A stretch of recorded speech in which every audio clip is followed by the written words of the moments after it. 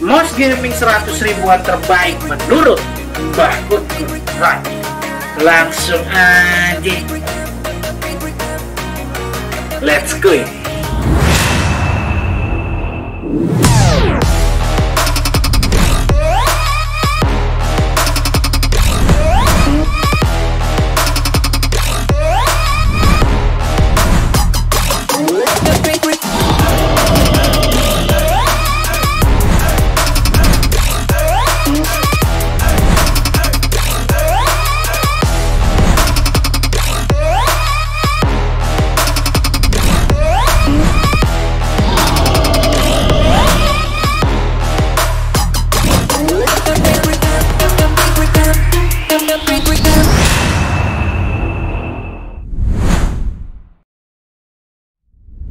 Wahai murid-murid Mbah yang Mbah sayangi dan Mbah cintai, kembali lagi bersama Mbah Kun right here, karena cuma di sini dukun nih teknologi. Jadi kali ini kita kedatangan tamu spesial. Tamu spesialnya ini adalah sebuah mouse. Kamu ya? Jadi spesialnya ini adalah mouse yang harganya di bawah 100.000, tetapi mempunyai performa yang menurut gua cukup baik dan mantap sekali. Di mouse ini adalah namanya Fanatec Macro Gaming Mouse Crypto VX7. Tapi sebenarnya sebelum gua videoin ini sebenarnya udah gua buka untuk ngetesin gimana sih performa dari Fanatec Macro Gaming Crypto VX7, dan menurut gua ini oke banget. Kenapa demikian? Dia juga mempunyai yang namanya aplikasi bawaan yang bisa di-download di website Fanatecnya, dan kalian bisa atur-atur mouse-nya juga. Dan di sini juga ada spesifikasinya, itu dia masih menggunakan optic sensor. Dia udah DPI-nya dari 200 sampai 8000, polling rate-nya itu 125 Hz. Dan di sini dia bertahan sampai 10 juta klik, dan dia juga memiliki berat yang bisa dibilang sih biasa aja sih, nggak terlalu berat tapi nggak terlalu enteng juga ya, middle lah. Dan dia di sini ada 6 makro button. Oke lah, gak usah berlama-lama, kita langsung buka aja Fanatec Mouse Gaming Macro Crypto VX7. Let's go.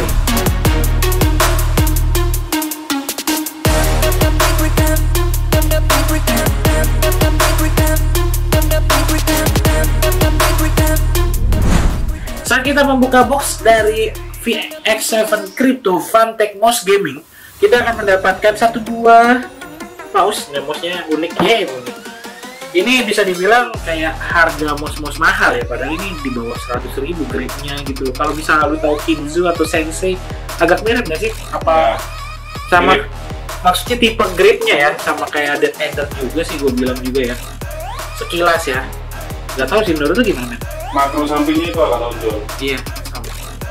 Dan menurut gua ini desainnya oke banget, nggak kelihatan sih kayak harga di bawah 100.000. Jadi ini benar harganya 96 ribuan di JDID. Tapi di sini ternyata ada dua warna ya. Dua warnanya itu yang satu black, yang satu putih. Dan gua nggak tahu kenapa, kalau nggak salah harga yang black itu lebih mahal. Itu sekitar 110 ribuan gitu men. Gue nggak ngerti kenapa dikasih seperti itu ya, cuman ya itu mungkin teknik marketing dari Fanatec ya, mungkin kalau misalnya yang black lebih elegan. Cuman gue nggak ngerti juga, karena juga di satu case, di satu posisi kalau misalnya brand lain ada malah yang ngasih harga warna putih itu lebih mahal ya, itulah pokoknya. Dan setelah kita mendapatkan mouse, kita mendapatkan satu buah, ini kayak apa ya? Ini pengganti buat glidernya nih, bisa dibilang glidernya nih ya. Jadi kalau misalnya mouse glide-nya habis, dikasih juga nih glider. Dan kita mendapatkan satu buah manual book ya. Manual booknya itu mengenai aplikasi dari si Fanatec Crypto VX7. Dan ini ada warranty card juga. Iya, gue masih salut sih sebenarnya sama Fanatec. Walaupun ya kalau misalnya gue bilang ini murah banget, dia masih tetap kasih warranty gitu kan. Oke, itulah dia dari mouse-nya, dan gue pengen ngerasain feelingnya. Feelingnya itu gimana ya? X gitu.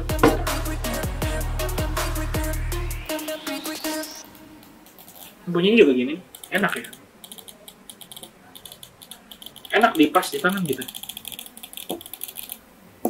Ininya juga bisa diklik scrollnya. Di sini ada 6 tombol ya.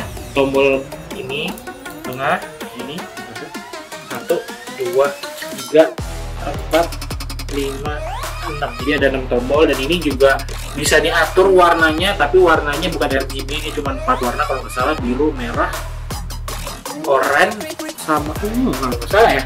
Dan itu cuman bisa diatur lewat aplikasi sama settingan ini. Jadi tuh settingannya itu ada kayak template gitu, template-nya itu ada 4 dan itu diaturnya dari sini.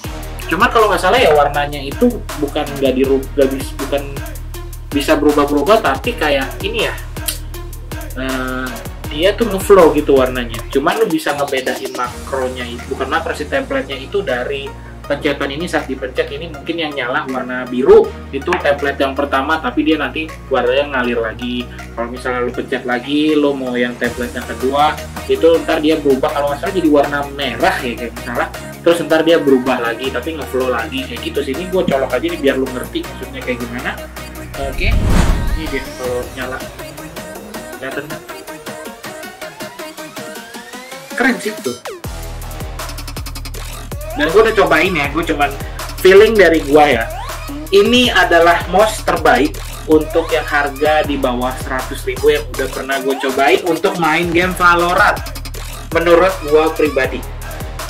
Karena dia ini apa ya, menurut gue masih enak gitu lah. Dan juga yang agak sayangnya adalah, ya lu tau lah ini mouse budget gitu lah, ini masih menggunakan sensor optik gitu men. Nih, dan ganti-ganti warnanya cuman pakai ini. Misalnya gue ganti warna ke oranye nih, kan ini oranye nih. Ini sorry bukan ke merah nih. Ke biru, ke ungu. Nih, ini profil pertama, profil keberapa gitu gue lupa. Tapi dia ntar berubah warnanya gitu loh. Jadi lo ganti warna tuh cuma pengen tahu lo lagi di template yang mana gitu kan. Tapi ntar pas udah lo pencet dia tetap berubah warna gitu. Set. Dan di settingannya juga bisa diatur tuh buat lampunya statik atau apa namanya, ngeflow-nya cepat atau ngeflow-nya lambat gitu, atau tanpa lampu, itu bisa diatur juga di aplikasinya. Dan perlu lo ketahui lagi, di lewat aplikasi dari Phanteks VX7 ini lo bisa mengatur makro dari mouse ini. Jadi mouse ini juga dilengkapi dengan makro recording ya, tapi kalau nggak salah sih dia harus tetap pakai aplikasinya gitu men. Jadi kalau misalnya nggak ada aplikasinya juga nggak bisa ke save di sini gitu men. Gimana menurut pendapat lo? Bentukannya bagus kan? Dan dia juga punya kabelnya juga udah di branded gitu. Tuh. Kabelnya gue nggak tahu ya kenapa ada rongga-rongga begini, mungkin aerodinamik kali ya. Keren sih, 100 ribuan loh. Dan kalau kalian pengen mengetahui panjang dari kabel ini berapa sih, panjangnya ini ada di 1,8 meter. Wow, keren banget sih sebenarnya. Dan ini gue saranin buat kalian yang punya budget kecil, kalau misalnya kalian mau beli mouse yang kalian kalau sayang buat ngeluarin duit di atas 200.000 ya, gue saranin mouse ini, mouse yang cukup enak ya, menurut gue enak sih, bukan cukup enak buat dipakai saat memainkan game-game FPS ya. Tapi cuman saran aja sih sebenarnya. Ini mouse-nya masih polling rate-nya 125 Hz ya, tapi sebenarnya mouse-mouse yang di atas harga 300 ribuan itu ada juga sih yang emang sampai 1000 Hz gitu polling rate-nya gitu loh. Cuman ya overall untuk memainkan game FPS atau game Dota, MOBA di PC ini bisa dipakai untuk berbagai macam grip ya, buat apa namanya, fingertip juga enak, palm grip enak, claw grip juga enak, jadi semuanya enak gitu. Cuman gua nggak tahu ya, ini karena ukuran dari tangan gua yang mungkin agak kecil ya, ini jatuhnya tangan gue agak pendek-pendek ya, gue nyaman dengan ini. Gak tahu ya kalau kalian yang punya tangan panjang, tangan panjang, jari panjang. Nah, kalau jari panjang gue nggak tahu, kalau tangan panjang maling dong.